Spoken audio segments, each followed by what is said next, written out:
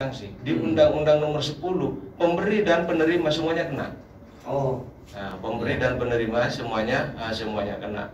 Apakah kemudian Bawaslu serius dalam melakukan penindakan terhadap beberapa pelanggaran? Ya, insya Allah sepanjang yang saya tahu, saya selalu serius orangnya ya, karena memang saya selalu fokus dalam bekerja apapun.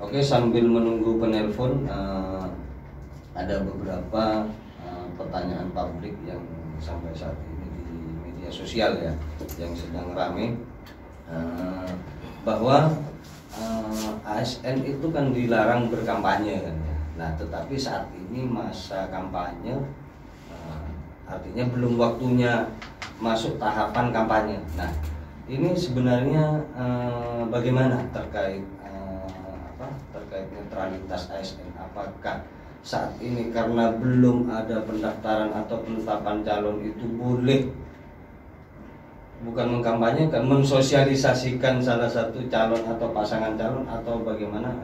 Ini mungkin pertanyaan untuk Mas Lopa ya, bisa ditanggapi. Ya, sedikit saya ingin menambahkan yang tadi ya, kaitannya dengan kampus ya.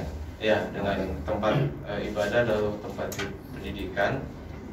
Memang sebagaimana tadi yang disampaikan oleh kita itu melalui regulasi Undang-Undang Nomor 7 Tahun 2017 tentang pemilihan umum, bahwa pada pemilihan kepala daerah atau pemilihan bupati dan wakil bupati tahun 2020 ini kita merujuk ke Undang-Undang Nomor 10 Tahun 2016, perubahan kedua dari Undang-Undang Nomor 1 Tahun 2015, karena perubahan pertamanya itu ada di Undang-Undang Nomor 8 Tahun 2015. Nah, di Undang-Undang Nomor 10 Tahun 2016, perubahan kedua dari Undang-Undang Nomor 1 Tahun 2015, khususnya di pasal 69 tentang dalam kampanye dilarang. Nah, jadi dari poin A sampai poin K, maka dari poin A sampai poin H itu masuk kategori pelanggaran pidana. Nah, kemudian tempat ibadah itu ada di poin I.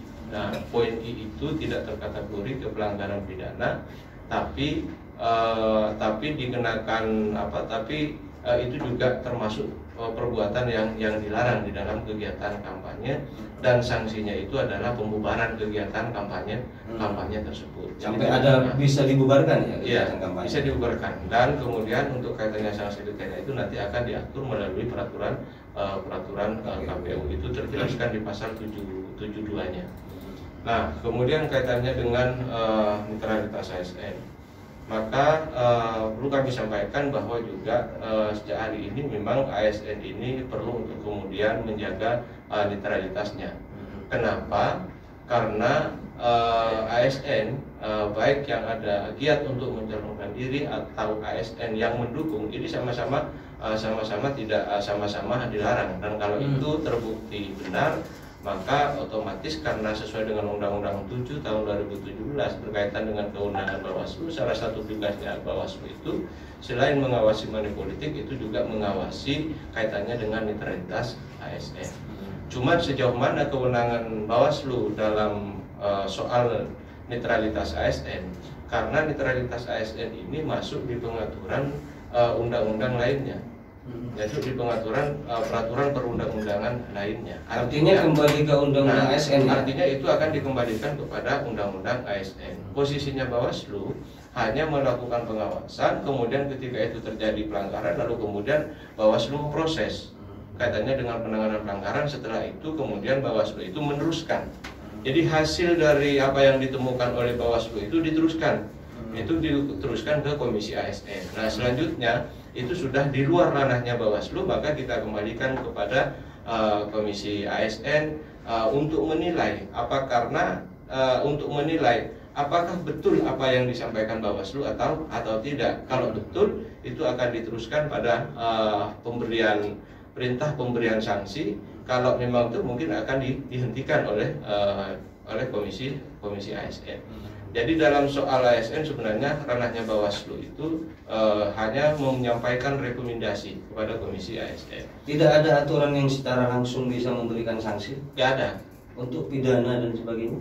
Tidak bisa. Tidak bisa juga. Kalau itu pelanggaran netralitas ya. Kalau itu pelanggaran netralitas. Beda kalau itu adalah pelanggaran pidana pemilu. Oh gitu. Atau pelanggaran administrasi pemilu. Itu menjadi kalau pidana menjadi ranahnya Bawaslu, kemudian naik ke Kumdu, nanti bisa ke penyidikan, kemudian ke penuntutan, sampai kemudian ke pengadilan. Tapi kalau administrasi itu sanksinya nanti ada di KPU. Nah, untuk yang sanksi pidana yang berkaitan dengan ASN misalkan apa? Kaitannya dengan sanksi pidana, kaitannya dengan ASN itu salah satunya kan salah satunya itu pejabat negara itu kan juga dilarang terlibat di dalam kegiatan kampanye. Maka kalau ada pejabat negara yang terlibat di dalam kegiatan kampanye itu juga bisa masuk ke kategori pelanggaran pidana, karena pejabat di situ bunyinya itu ini langsung mempaketkan dengan ASN.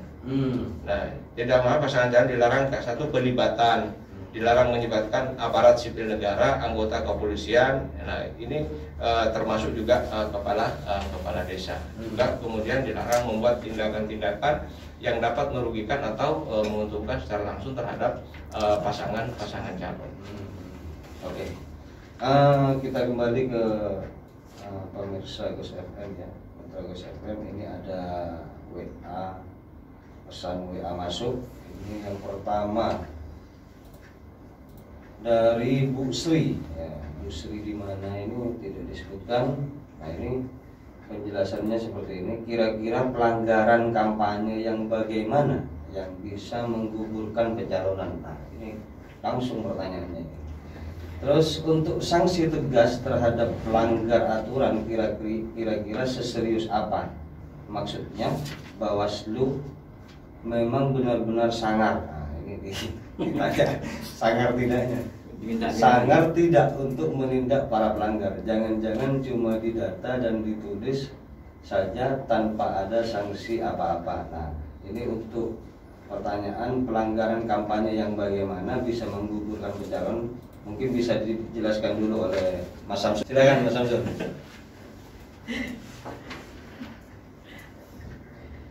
Baik, terima kasih ya. Jadi memang terkait dengan pelanggaran dalam kampanye itu sebenarnya banyak kriterianya, Mas ya. Ya. Banyak kriteria atau pelanggaran yang yang bisa untuk mendiskualifikasi, ya, betul. Untuk bisa mendiskualifikasi terhadap calon-calon ya, atau pasangan calon lah terkait dengan pemilihan bupati dan wakil bupati ini ya. Terkait dalam hal ini ya, tentunya nantinya akan menjadi ranahnya kawan-kawan Bawaslu tentunya yang lebih paham terkait dengan pelanggaran ini ya. Enggak, ini hanya tanya pelanggaran yang bagaimana yang bisa menggugurkan membatalkan calon kayak gitu. Oh gitu ya. Pelanggaran yang bagaimana gitu. Ini hanya tanya masyarakat. Jenis pelanggaran iya. Maksudnya. Misalkan apa gitu. Yang bisa membatalkan, menggugurkan pencalonan gitu. Jadi yang memang bisa menggugurkan itu kita juga perlu kajian-kajian ya. Jadi tidak mudah ya untuk langsung menggugurkan. Yang jelas yang lebih paham ini kawan-kawan dari Bawaslu yang memang sudah sering melakukan pengawasan terkait dengan pelanggaran dari kawan-kawan. Nanti saya nyambung dari Mas Lopa nanti. Oke. Sebelum dijawab oleh Mas Lopa, ini ada yang lain. Saya dari Sahwi, mau saya ambil apa tidak ya? Nah, ini terus terang, soalnya jangan-jangan pas saya ditangkap yang ngasih uang tidak ditangkap, palang katanya. Nah, ini yang pertama. Yang kedua, terus yang ketiga ini juga dari Farid ya, dari David di Sumber Kolak. Selamat siang, saya David di Sumber Kolak ingin bertanya, bagaimana cara mengatasi politik uang yang tiap kali ada pemilu sering terjadi dan bagaimana cara memberikan pemahaman kepada masyarakat agar tidak menerima politik uang tersebut.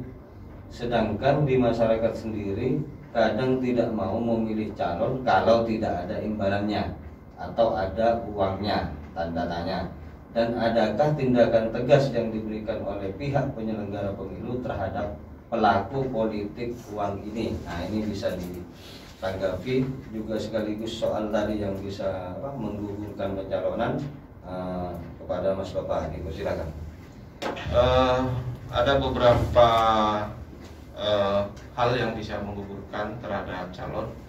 Contoh misal seperti petahana, sebagaimana diatur dalam pasal 71, petahana yang melanggar ketentuan pasal 71 ayat 1 dan ketentuan pasal 71 ayat 2. Kalau ayat satunya ini berbicara apa? Ini berbicara tentang soal mutasi jabatan, kemudian yang selanjutnya itu bicara tentang pemanfaatan program. Maka sanksinya ada di ayat 6-nya. Kalau itu adalah pejabat atau bupati atau wakil bupati yang tidak mencalonkan lagi, maka sanksinya itu adalah pidana. Tapi kalau yang mencalonkan lagi, itu bisa sanksi pembatalan. Nah, ini akan ketemu di Undang-Undang Nomor 10 Tahun 2016-nya. Kalau hanya baca di Undang-Undang Nomor 1 sama dengan Undang-Undang Nomor 8-nya, itu tidak akan ketemu tentang hal ini. Nah, jadi menganggapnya bahwa kalau bagi yang tidak ada mau mencalonkan lagi, nggak ada masalah dong, kecuali bagi yang mencalonkan. Tapi yang perlu diingat bahwa bagi bupati, wakil bupati yang tidak mau mencalonkan lagi, manakala melakukan pelanggaran mutasi dan pemanfaatan program, itu sanksinya itu adalah sanksi pidana. Itu jelas diatur di dalam Undang-Undang Nomor 10 Tahun 2016 di pasal 71. Nah, untuk petahana ini hanya bupati atau juga wakil bupati? Di dalam undang-undang disebutkan tidak menyebutkan pasangan, itu menyebutkan bupati, wakil bupati. Oh gitu. Berarti sendiri-sendiri ya? Ya.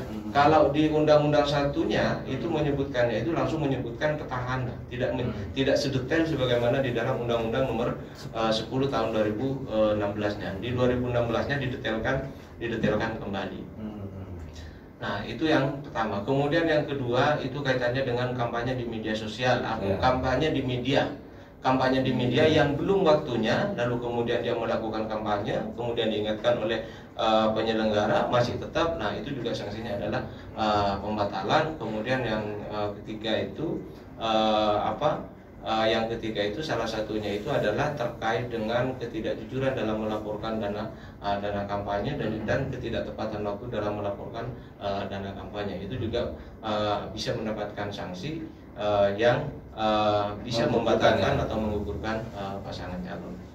Nah, jadi ada tiga itu ya? Ada tiga yang melakukan mutasi. Nah, mutasi, pemanfaatan program, terus kemudian juga tidak jujur dan tidak tepat waktu dalam pelaporan dana kampanye, kemudian kampanye di media ya? Kampanye di media. Media itu media apa namanya? Judulnya itu kampanye di media. Media bukan media sosial ya? Bukan, lebih ke media massa sebenarnya. Media massa ya, dan elektronik itu ya? Ya. Terus saya tertarik di kampanye di media ya, karena ini kan menjadi sumber penghasilan media kan sebenarnya kan. Yeah. Nah, itu yang tidak boleh itu di masa kampanyenya atau sebelum masuk tahapan kampanye ini ada yang pasang iklan, itu gimana? Nah, kalau kaitannya dengan kampanye di media itu kan hanya ada waktu selama 21 hari dan itu tidak melakukan kampanye di media massa dalam bentuk berita kecuali yang difasilitasi oleh KPU, karena itu juga nanti akan difasilitasi oleh KPU. Tidak melakukan kampanye media massa di luar media ini. Kalau kaitannya dengan kampanye di media sosial, nah di kampanye di media sosial ini kan juga diperbolehkan. Yang terpenting akunnya itu didaftarkan di KPU. Ya. Ini menurut peraturan KPU yang digunakan pada saat Pilkada 2018. Nah, karena di 2020 ini kayaknya akan nambah ke banyak yang bersifat virtual atau bersifat daring. Nah, kayaknya arahnya ke sana ini untuk menjaga penyebaran virus atau COVID-19. Berarti itu di masa kampanye ya? Artinya untuk saat ini, nah, artinya kan begini, ada masa kampanye yang sudah ditentukan, jadwalnya itu 21 hari.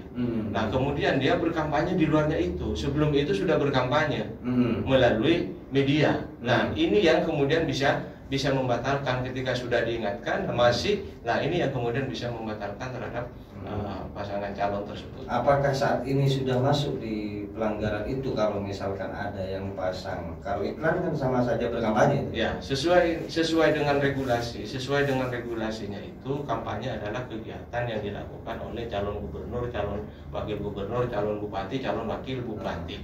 Secara regulatif hari ini calon belum ada. Oh gitu ya. Jadi di regulasi kita itu hanya mengenal dua istilah, bakal calon dan calon. Siapa bakal calon? Calon adalah orang yang mendaftar ke KPU.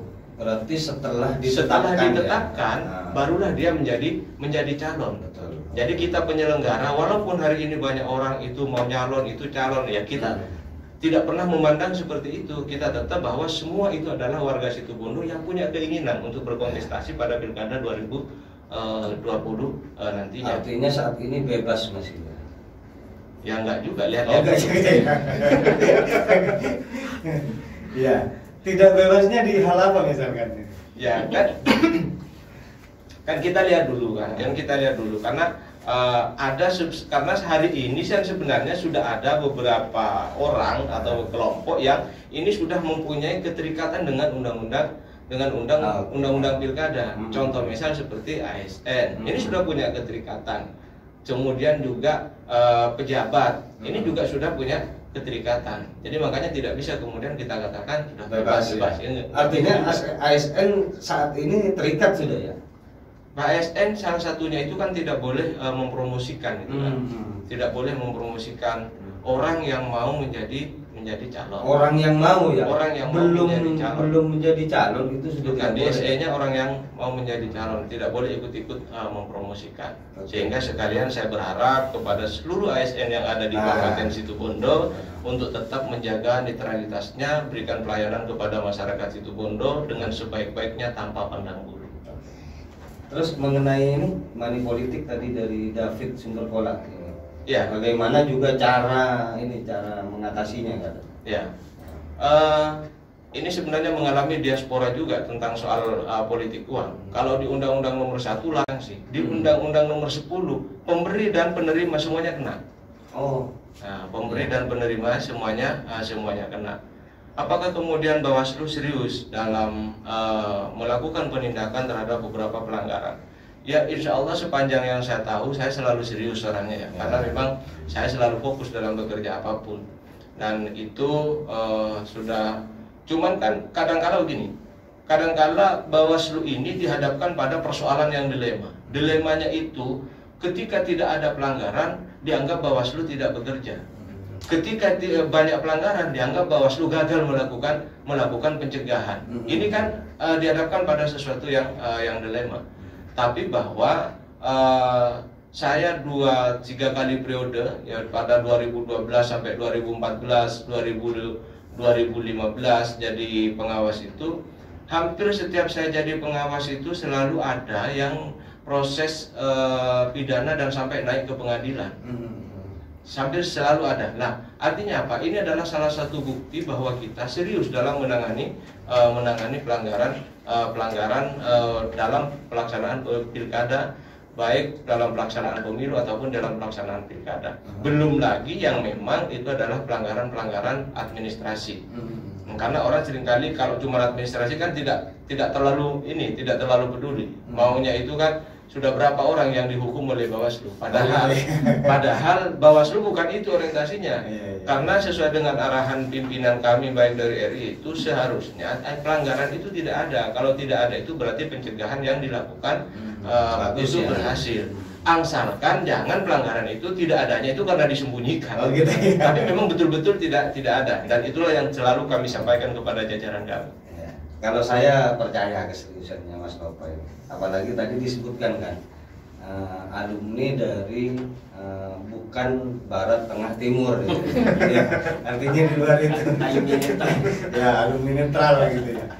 Nah ini ada yang masuk lewat WhatsApp lagi. Selamat siang, obrolan yang berkualitas di siang nyaman untuk disimak. Nah, saya pelanggaran yang dilakukan oleh kepala desa maupun perangkat desanya ataupun BPD, dan bagaimana perlindungan terhadap pelapor dan juga adakah reward. Nah, ini minta reward karena dari Bawaslu tadi sudah dijawab sebenarnya, tapi mungkin bisa dijelaskan lagi singkat Mas Loma ini terkait sini. Apa pelaku desa ini ya, kepala desa, perangkat desa ataupun BPD, dan juga minta reward. Nah, rewardnya ini apakah dari KPU atau Bawaslu atau gimana?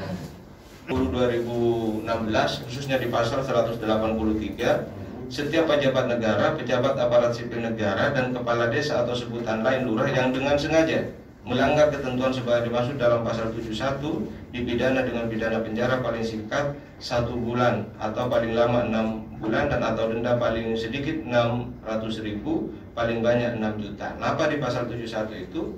Pasal 71 itu salah satu pasal 71 itu ini salah satunya adalah membuat keputusan. Membuat keputusan atau tindakan yang dapat menguntungkan atau merugikan salah satu pasangan calon. Jadi ini juga ada sanksi pidananya. Jadi kepala desa itu dilarang membuat sebuah kebijakan atau keputusan atau tindakan yang dapat menguntungkan atau merugikan. Nah, unsurnya ini ada pemisahnya atau. Artinya merugikan salah satu pasangan calon saja itu sudah kena. Atau menguntungkan salah satu pasangan calon. Jadi tidak harus dua-duanya, karena pemisahnya itu menggunakan atau kecuali menggunakan dan. Nah, oleh karena itu itulah sanksi yang bisa diberikan kepada kepala desa. Kaitannya dengan perlindungan, ya, kaitannya dengan perlindungan kepada pelapor.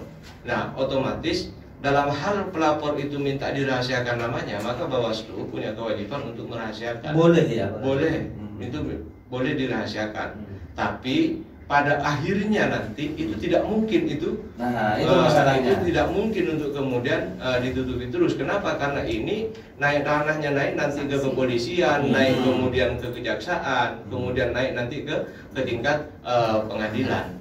Nah, kalau di Bawaslu-nya di awal mungkin bisa. Nah, kaitannya dengan perlindungan itu kan Bawaslu tidak bisa memberikan perlindungan sendiri. Tentunya ini tetap akan dikoordinasikan terhadap teman-teman kepolisian.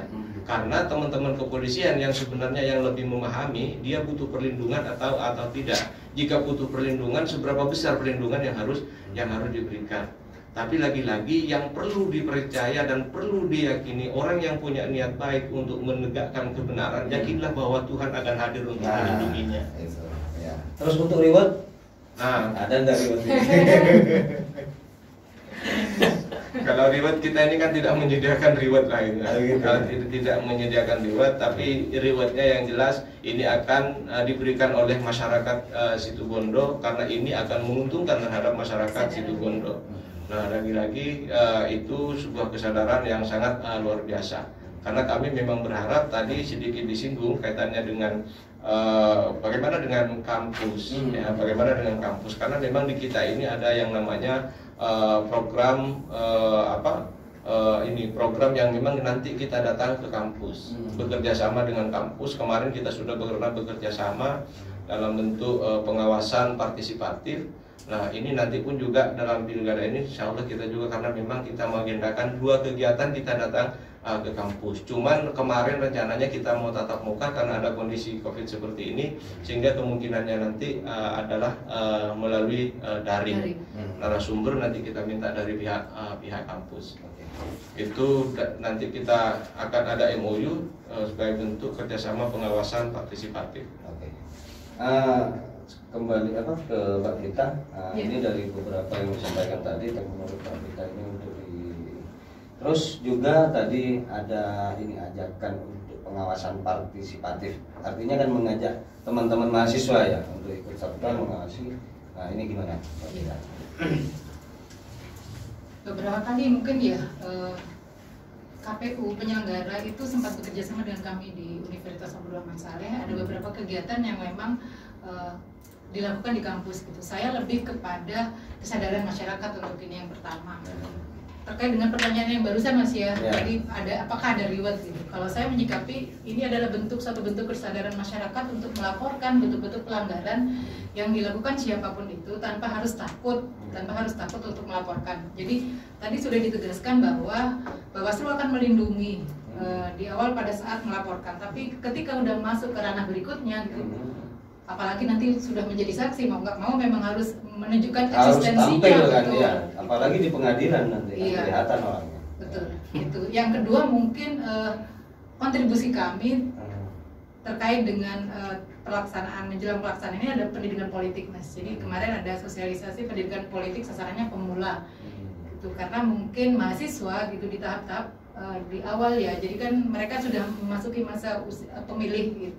Kami memberikan semacam sosialisasi kesadaran mahasiswa untuk berpartisipasi, yang pertama itu. Yang kedua, bagaimana kontribusi mahasiswa membantu masyarakat sekitar meminimalisir pelanggaran-pelanggaran yang akan terjadi. Misalnya memberikan kesadaran ke masyarakat lainnya, mewajibkan minimal kesadaran bahwa ikut berpartisipasi dalam demokrasi. Mungkin itu sih, lebih kepada bentuk kerjasama kita dengan penyelenggara saja. Oke. Untuk ini kesiapan dalam ini ajakan untuk pengawasan partisipatif kira-kira gimana? Insya Allah kami siap gitu. Jadi mungkin satu sekaligus menegaskan Mas ya bahwa kami dari Sivitas Akademika itu kan akan memberikan kontrol akan secara akademik, akademik terkait mungkin nanti menjelang pelaksanaan pemilu kada. Jadi membantu masyarakat menginterpretasi atau membaca visi misi dan program pasangan calon. Itu yang pertama. Yang kedua, kerjasama dengan penyelenggara terkait dengan bentuk-bentuk program atau kegiatan yang akan dilaksanakan oleh KPU. Kami akan support, akan membantu dalam bentuk apapun tanpa harus sesuai dengan koridor kami di perguruan tinggi. Oke, terima kasih. Kembali ke Mas Samsul ya, KPU. Ini kan meskipun saat ini belum masuk masa atau tahapan kampanye ya, apalagi saat ini juga pandemi COVID-19 ya. Teknis pelaksanaan di lapangan ini apa sih yang perlu ditekankan nanti pada peserta pemilihannya, baik itu pasangan calon maupun tim sukses. Terus untuk pengaturan jadwal kampanye ini apakah sudah dipersiapkan atau bagaimana, silakan? Ya. Jadi terkait dengan teknis ya, pelaksanaan kampanye itu tentunya sudah diatur ya dalam regulasi. Jadi itu sudah ada ya. Selama ini kita telah mengacu kepada PKPU tahapan, yaitu PKPU 5 tahun 2020, semuanya memang sudah ada ya, termasuk dengan tahapan masa kampanye ya. Sehingga kami di divisi teknis dari kemarin itu sudah melakukan kerja all out, menyusun tahapan-tahapan yang akan dilaksanakan di masa kampanye ini sesuai dengan regulasi yang ada. Nah, untuk ini saat ini kan pandemi COVID ini banyak saya terima bocoran ya dari mana bahwa kampanye ini hanya cukup dengan ini sistem daring ya, melalui itu aplikasi Zoom atau apa. Nah, itu teknis pengaturannya KPU apakah sudah mempersiapkan, termasuk penjadwalannya barangkali ya, atau gimana nanti cara, karena nanti berkaitan dengan pengawasan yang akan dilakukan oleh Bawaslu. Kalau itu justru tidak terpantau dan tidak terlaporkan ke KPU, artinya itu akan lolos dari pengawasan Bawaslu kan nantinya. Ya. Itu ya. Terima kasih. Jadi setiap tahapannya, baik itu tahapan kampanye atau tahapan selain kampanye, tentunya kami akan selalu berkoordinasi dengan Bawaslu ya. Sehingga apa yang menjadi pengawasan dari Bawaslu tentunya tidak akan terlepas begitu saja ya. Baik nanti juga menyangkut di pelaksanaan kampanye.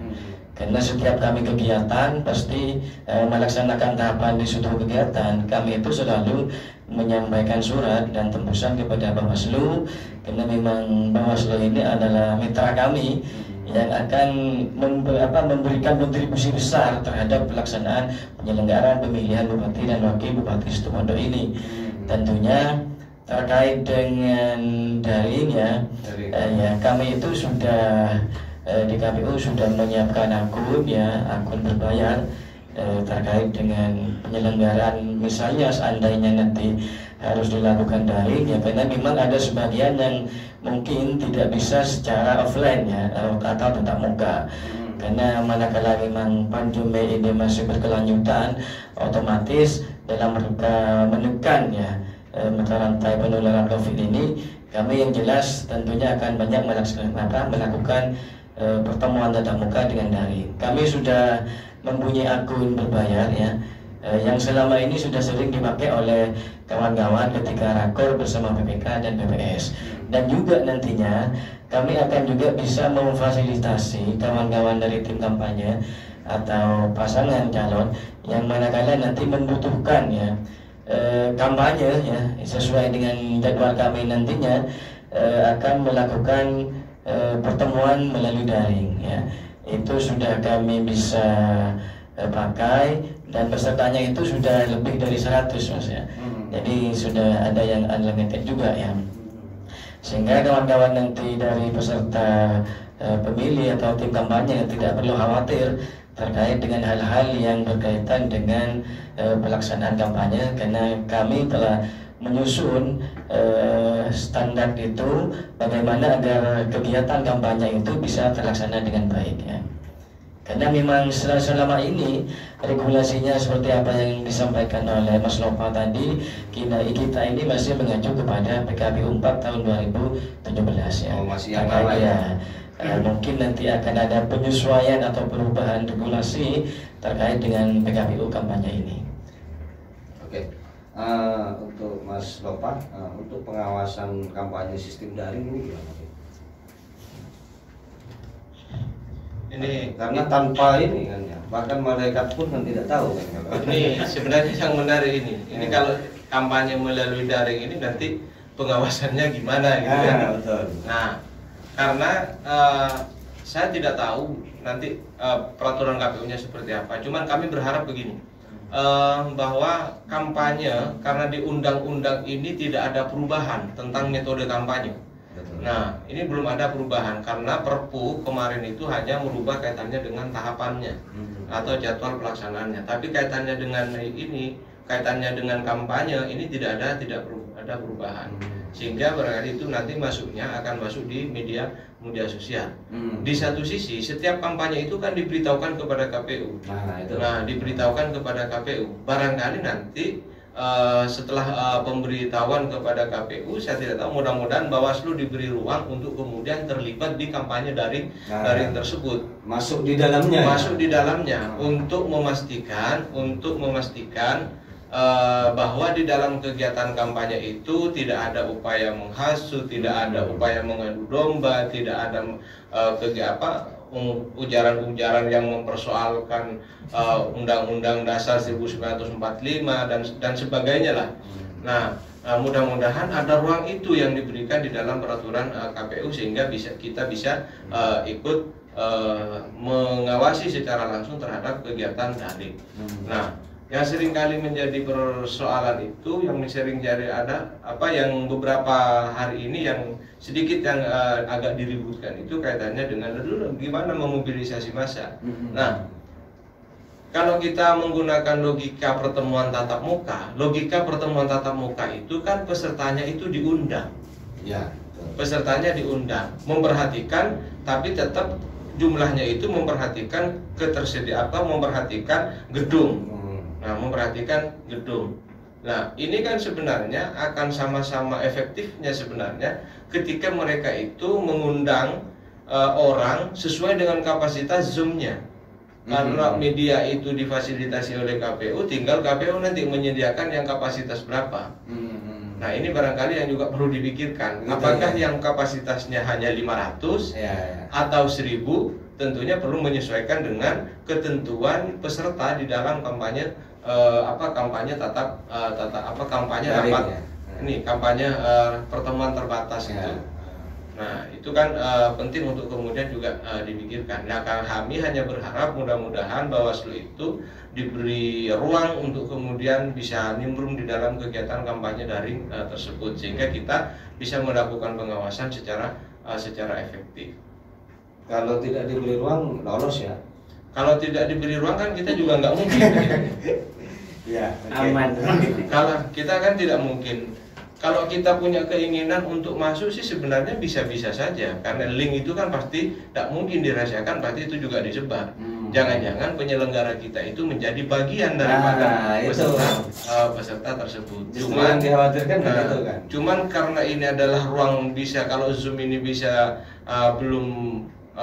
kami belum mendapat arahan penegasan apakah Zoom ini adalah ruang publik atau ruang privat.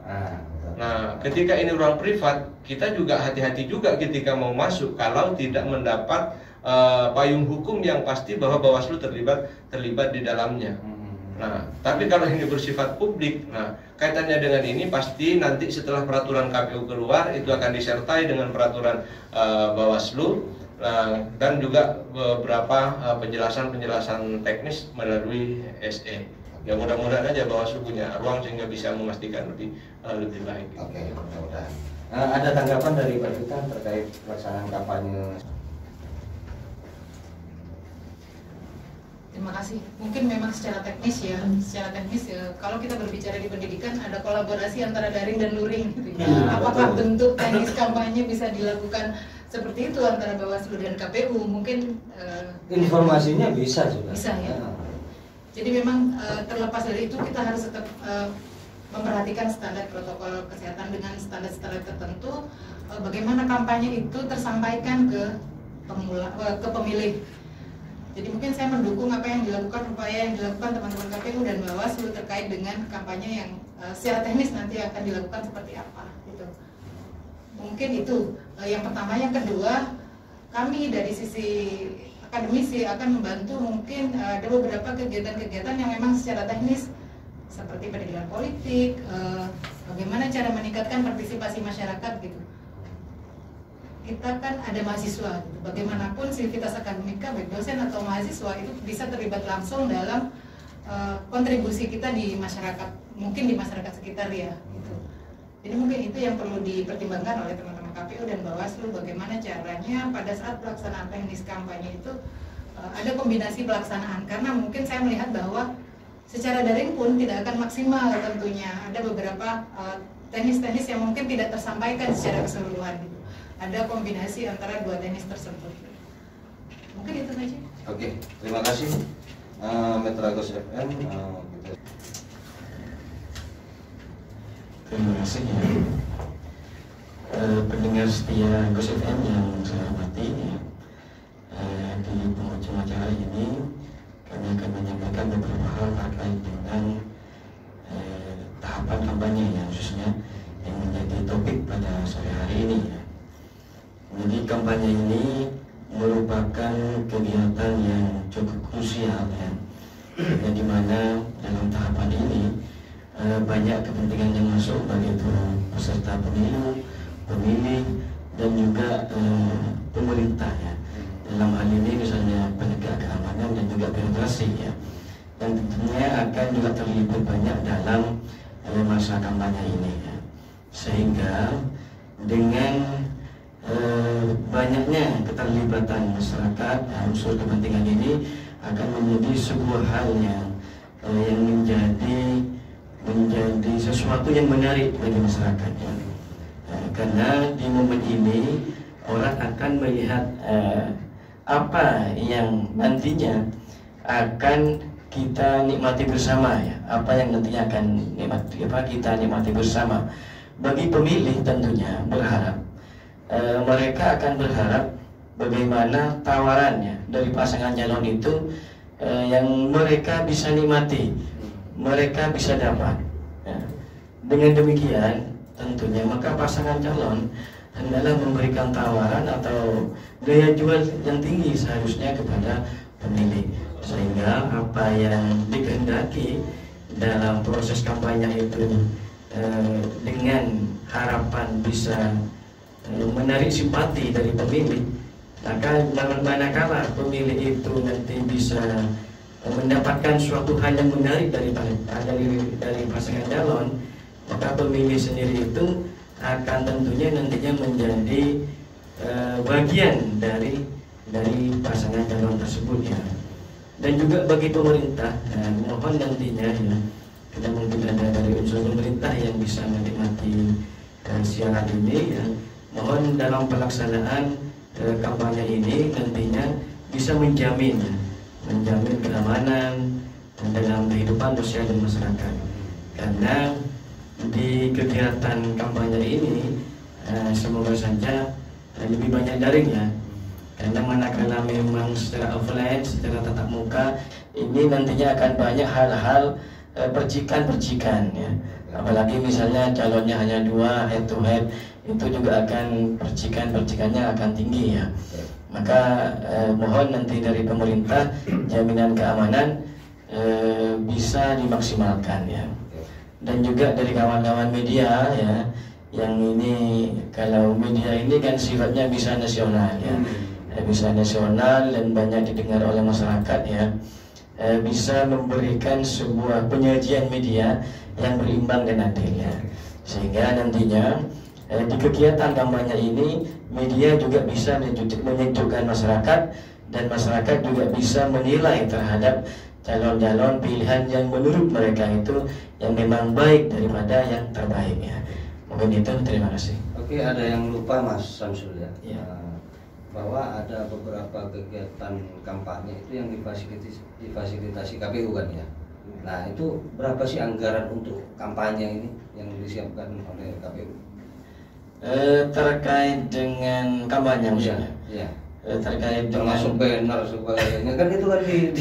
dibuat oleh KPU kan ya. Pasti tidak tahu, bukan divisi. Iya. Oh, bukan Terkait divisinya. dengan anggaran ya, karena memang ini ranahnya divisi rendating. Oh, gitu ya. Dan juga cool ya. Insya Allah cukup lah Mas, karena memang sudah diperhitungkan Oke. sesuai dengan regulasi yang ada. Oke. Yang jelas KPU telah menyiapkan hal-hal yang memang harus disiapkan oleh KPU ya. Oke. Termasuk dengan mungkin proses pemasangannya ya, karena memang regulasinya seperti itu ya. Oke, terima kasih Mas Samsul. Selanjutnya Mas. Ya, terima kasih. Bawaslu ini diisi oleh manusia yang sangat biasa-biasa saja, bukan malaikat, apalagi Tuhan yang bisa menjangkau segalanya. Sehingga tak mungkin Bawaslu tanpa dibarengi dengan partisipasi dan dukungan masyarakat bisa mensukseskan penyelenggaraan Pilkada tahun 2020. Oleh karena itu, kami berharap seluruh masyarakat Kabupaten Situbondo mau peduli dan mau bersama-sama untuk turut serta memastikan seluruh tahapan penyelenggaraan pemilihan tahun 2020 dilaksanakan sesuai dengan peraturan perundang-undangan. Karena hanya dukungan dari masyarakat yang bisa mewujudkan pemilihan ini bisa berjalan secara langsung, umum, bebas, rahasia, jujur, dan adil. Bersama rakyat awasi pemilu, bersama Bawaslu tegakkan keadilan pemilu. Allahul muwaffiq ila aqwamit thoriq. Wassalamualaikum warahmatullahi wabarakatuh. Waalaikumsalam. Terima kasih kepada Mas Topa. Ada 3 catatan yang saya kaji di siang hari ini. Yang pertama mungkin terkait dengan eksistensi atau keberadaan Civitas Akademika menjelang pelaksanaan Pilkada tahun 2020. Yang pertama adalah kami dapat menemukan kebenaran ilmiah atas visi misi program dari pasangan calon. Itu kontribusinya yang pertama. Yang kedua, berpartisipasi dalam pemberdayaan bangsa melalui fungsi kontrol akademik atas visi misi dan pasangan calon. Yang ketiga, mungkin dari sisi manfaat ya, pemilih dalam pemilu akan mendapat manfaat karena dapat mendapat referensi yang cukup perihal kebenaran ilmiah program kerja pasangan calon yang akan berikut berkompetisi dalam pemilu kada 2020 yang akan datang Desember 2020. Terima kasih. Assalamualaikum warahmatullahi wabarakatuh. Waalaikumsalam. Mitra Gus FM. Ada beberapa kesimpulan dari somasi pada siang hari ini. Yang pertama bahwa saat ini belum masuk tahapan kampanye yang dijelaskan. Karena saat ini masih tahapan pemutahiran data. Jadi saat ini baik masyarakat maupun pasangan kandidat itu bebas untuk mensosialisasikan, tetapi tidak bebas bagi ASN ya tadi ya, tidak bebas bagi ASN. Oke, terima kasih. Demikian diskusi kita hari ini di Talkshow Somasi Gus FM. Terima kasih. Terima kasih Mas Samsul. Sama-sama. Terima kasih. Terima kasih Mbak Vita. Sama-sama. Kita akan ketemu lagi tentunya dengan topik dan bahasan yang berbeda dan tidak kalah menarik. Masih di Ghost FM, saya Inung Gian Santang. Selamat siang. Assalamualaikum warahmatullahi wabarakatuh.